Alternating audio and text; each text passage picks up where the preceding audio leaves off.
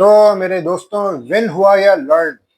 क्या हुआ मेरे भाइयों? बात सिर्फ इतनी सी है कि ना विन हुआ ना लर्न। विन तो खैर हुआ ही नहीं, लेकिन लर्न भी नहीं हुआ, क्योंकि लर्न ये लोग करना चाहते ही नहीं है। इनको बेसिकली लर्न का मतलब पता ही नहीं है। LEARN, ये अंग्रेजी का वर्ड है। इनको वैसे भी अंग्रेजी इतनी अच्छी बोलनी है आती भी नहीं, और आती भी तो टूटी फूटी आती है। और जैसे ये बोलते हैं तो उनको ये नहीं पता होता कि ये बेसिकली बोल क्या रहे हैं और बोलना क्या चाहिए, और कौन से अल्फाज इस्तेमाल करने चाहिए, कौन से अल्फाज नहीं इस्तेमाल करने चाहिए, इनको ये नहीं पता है। बस वो किसी ने रटवा दिया होगा जी, अगर हारो तो कह देना है जी विन होगा या लर्न होगा, ठीक है ना। तो बस ये बोलते हैं जी, ओ ठीक है जी, वो समझ आ गई जी, ओके जी, हाँ शाबाशी जी, ये चंगा मेरा कप्तान है जी, ठीक है ना जी। तो यही होता है जी, लर्न हो गया। लेकिन मसला है कि ना विन हो रहा है ना लर्न हो रहा है। सेम मिस्टेक्स वही विकेट थ्रो कर रहे हैं। अब प्रॉब्लम ये है कि भाई कि जो प्लेयर्स हमारे तेज क्रिकेट खेलना जानते हैं, एग्रेसिव, वो जल्दी आउट हो जाते हैं। उनसे टिक कर खेला नहीं जाता, ठीक है।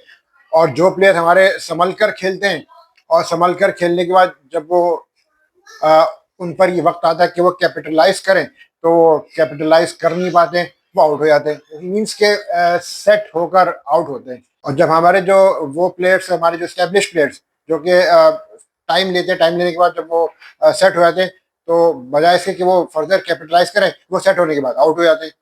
अब जिनको तेज खेलना चाहिए वो तेज भी नहीं खेल पा रहे।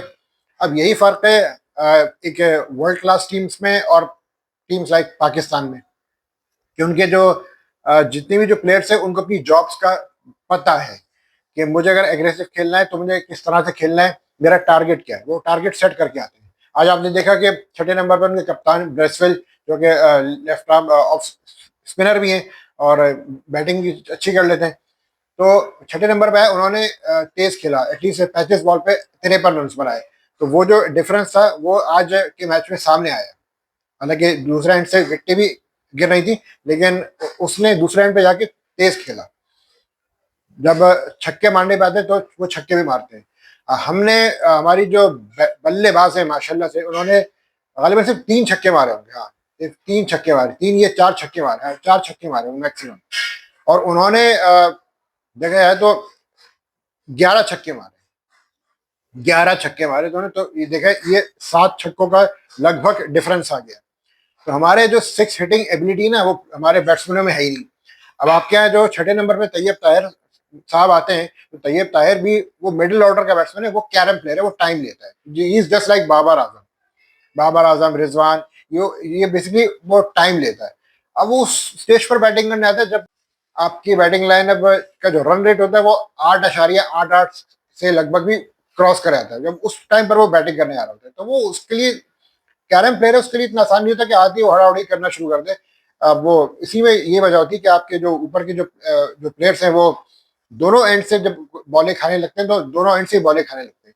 होता ये है कि मॉडर्न डे क्रिकेट में कि एक प्लेयर अगर थोड़ा अगर संभल के खेल रहा है या स्लो खेल रहा है, तो दूसरे एंड पे जो प्लेयर होता है उसको उसने थोड़ा सा फास्ट खेले, ठीक है। लेकिन बाबर आजम का मैं, बाबर आजम ठीक है, उसने 50 रन बनाए 56 बॉलों में, लेकिन उसको जब फर्दर कैपिटलाइज करने का उसके बाद बड़ा अच्छा मौका था। आज बाबर आजम चाहता तो मैच जिता भी सकता था, लेकिन वो वही उसी तरह आउट हुआ जिस तरह वो पहले ODI में आउट हुआ। हमारे बैट्समैन जो है वो शॉर्ट ऑफ लेंथ बॉलों पर स्ट्रगल कर रहे हैं, उनको वहां पे बाउंस ज्यादा मिलता है, और जिस बाउंस को वो सही तरीके से रीड नहीं कर पाते, अब वो खड़े खड़े शॉर्ट ऑफ लेंथ बॉलों पे वो शॉट्स खेलते हैं, तो उनके बल्ले पर वो बॉल आता नहीं, मिडिल होता नहीं, वो आउट हो जाते हैं। ये प्रॉब्लम आज की नहीं, बहुत पुरानी है, क्योंकि हमारे बैट्समैनों को जब भी मिडिल स्टंप पे शॉर्ट ऑफ लेंथ बॉल पड़ी है ना, हमारे बैट्समैन आउट हो जाते हैं, उनसे वो शॉर्ट ऑफ लेंथ बॉल खेली नहीं जाती। आप देख लें, मुझे याद है कि अफगानिस्तान और पाकिस्तान का मैच हो रहा था, आई थिंक एशिया कप था T20 का। उसमें गुलबदीन नाइब ने आसिफ अली को एक बॉल कराई, थोड़ी ओवर पिच कराई थी, ये कि थोड़ी slide outside off stump, over pitch गेंद कराई, आसिफ अली ने छक्का मार दिया। अगली गेंद उसने मिडिल स्टंप पे कराई short of length, Asif Ali से वो शॉर्ट ऑफ लेंथ बॉल, जो है शारजा में मैच होता है, ये शारजा की बात बता रहा हूँ मैं आपको, वो ऑस्ट्रेलिया, वो सीना कंट्रीज की बात नहीं बता रहा हूँ। वहां पे उसको शॉर्ट ऑफ लेंथ बॉल पड़ी, वो आउट हो गया। अभी हमारे प्लेयर जो है शॉर्ट ऑफ लेंथ पर खड़े खड़े खेलते हैं, वो जगह नहीं बनाते भाई, बंदा हटे, विकेट छोड़े और या तो कोशिश करे इसको थर्ड मैन में मारने की, जगह बनाकर खेले ना भाई, या तो फिर स्ट्रेट मारने की कोशिश करे। हमारे प्लेयर जो है वो टाई उनकी जो है वो चिपकी भी होती है पिच पे, ऐसा लगता है किसी ने ग्लू लगा दी है उनके जूतों के नीचे। तो खैर एनीवेज ये टेक्निकल फ्लॉज है हमारे बैट्समैनों के, जो तेज खेलने वाला तेज नहीं खेल पाता, और जो संभल के खेलने वाला जब सेट होता है तो आउट हो जाता है। तो आपकी बैटिंग स्ट्रगल कर रही है हमेशा से, आपकी जो बैटिंग है आप बेसिकली आपकी जो है वो वल्नरेबल है एज यूजुअल। आज भी आप देखें कि 53 रन पे 6 विकेटें आपकी गिरी लास्ट। तो आपके ये मिडिल ऑर्डर और मिडिल लोअर ऑर्डर आपके टोटल संभल ही नहीं पा रहा है। तो ये प्यार ने 32 रन बनाए, और लेकिन नाकाफी थे। थोड़ा खेल सकता था, एक्सेलरेट कर सकता था, लेकिन सामने दूसरे एंड पे टेल एंडर था। अब उसको शायद इतना एक्सपीरियंस नहीं होगा टेल एंडर के साथ खेलने का। तो वही बात है कि उसका जो जेन्युइन नंबर है ना वो चौथा नंबर है, चौथा या पांचवा नंबर। लेकिन चौथे नंबर में मसला है कि हमारे जो रिजू भाई हैं वो कहते जी मैं तो चाहे विन हो या लर्न हो, मैं तो चौथे पर ही खेलूंगा, या तो ओपन करूंगा या फिर चौथे भी खेलूंगा। अरे भाई तू मिडिल ऑर्डर का प्लेयर नहीं ना, तो ओपनर है, तेरा बेस्ट नंबर है छठा। लेकिन भाई रिजवान भाई को कौन समझाए। हमारे यहाँ के जो कप्तान बनते हैं, जो भी कप्तान बनते हैं, सब प्रॉब्लम ये होता है जब वो कप्तान बनते ही, हाँ वो सरफराज भाई हो या बाबर हो या रिजवान हो, उनकी इंडिविजुअल परफॉर्मेंस जो है वो नीचे आती जाती है। तो रिजवान भाई साहब भी ऐसा ही हो रहा है। बहरहाल अब बना दिया कप्तान तो थोड़ा टाइम दे उनको। तो बहरहाल क्लीन स्वीप हो गया, 43 रन से, 43 रन से शिकस्त हुई है आपको। आकिफ जावेद यंगस्टर्स में आप देखें तो प्रॉमिसिंग वो नजर आया, आज उन्होंने 4 विकेट हासिल की। सुफियान मुकीम ने भी बेहतर बॉलिंग की, उसने भी 1 विकेट हासिल की, एक ही हासिल की। और पिछले मैच में उसने 2 विकेट हासिल की थी। डेफिनेटली सीना कंट्री से इसमें स्पिनर तो इतने ज्यादा इफेक्टिव होते हैं जितने आपके जो फास्ट बॉलर्स वो इफेक्टिव होते हैं। लेकिन सुफियान ने अपने हिसाब से बहुत जबरदस्त बॉलिंग की है इस न्यूजीलैंड की कंडीशंस में।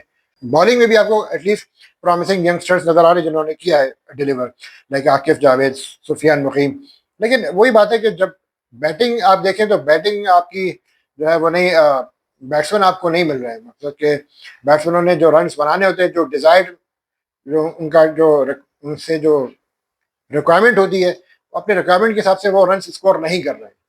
उस्मान खान तेज खेलने की कोशिश की, लेकिन वही बात है शॉर्ट ऑफ लेग बॉल का शिकार हुए, 12 रन बनाए, नाकाफी थे। तो यहाँ पे इनको प्रैक्टिस किसकी करनी पड़ेगी कि शॉर्ट ऑफ लेग बॉलों की, how to play the short of leg deliveries. हमारे बैट्समैनों को ये कुछ सिखाया जाके, batting coach, assistant batting coach, इतने तो माशाल्लाह थोक के भाव कोचेस लगा दिए। उनको चाहिए कि यार जो वीकनेस है वो दूर करें। कब दूर करेंगे?